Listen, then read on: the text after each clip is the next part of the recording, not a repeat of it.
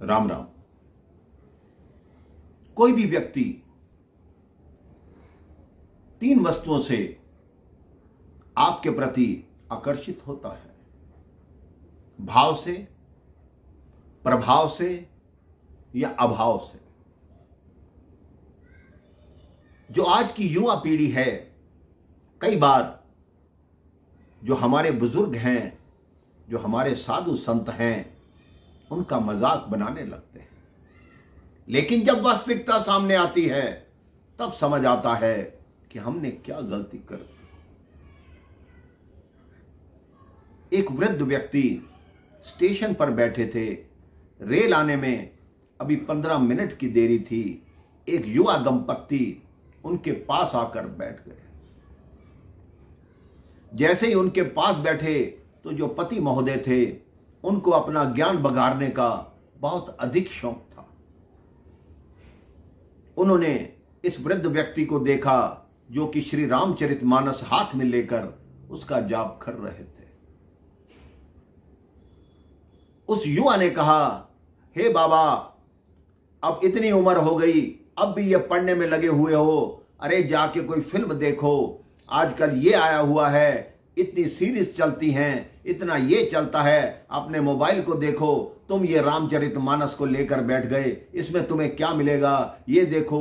उन्होंने कई एक्टरों के नाम गिनवा दिए। वो वृद्ध शांत रहे, अपना रामचरितमानस का पाठ करते रहे। वृद्ध ने कोई उत्तर नहीं दिया उनको। वो युवा अपनी पत्नी से कहने लगा, देखो लोग कैसा पाखंड करते हैं, यहां रामचरितमानस खोल के पढ़ने लग जाते हैं। तब भी वृद्ध ने कोई उत्तर नहीं दिया। 15 मिनट के बाद रेलगाड़ी आई। भीड़ अधिक हो गई, जितने आसपास लोग थे सारे चढ़ने लगे। वो वृद्ध एक द्वार से चढ़े, वो युवा अगले द्वार से चढ़ा। अभी रेलगाड़ी चली थी कि किसी ने चेन खींची तो पता लगा जो वो युवा था, उनकी पत्नी ट्रेन पे नहीं चढ़ पाई, रेल पे नहीं चढ़ पाई और वो नीचे रह गई। जब वो अपनी पत्नी को लेके ऊपर आए तब उस वृद्ध ने कहा, तुम मुझे नीचे बहुत ज्ञान दे रहे थे, अब मैं तुम्हें समझाता हूं कि ज्ञान की क्या परिभाषा है।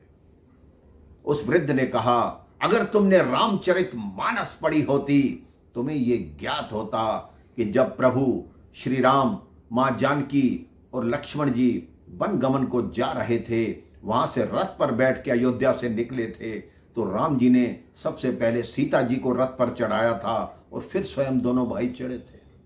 उसके पश्चात जब केवट की नाव में भी चढ़ना था, पहले सीता जी को बिठाया था, फिर दोनों भाई चढ़े थे।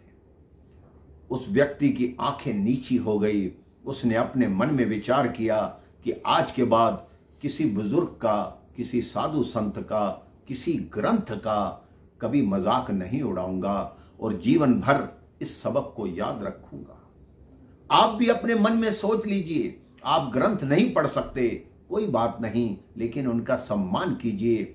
वो हमारी हिंदू संस्कृति के महान ग्रंथ हैं, उनके आगे नतमस्तक होइए। देखिए आपका जीवन प्रभु श्री राम के बताए हुए मार्ग पर चलने को कैसे तैयार होता है, आपका जीवन कैसे सफल होता है।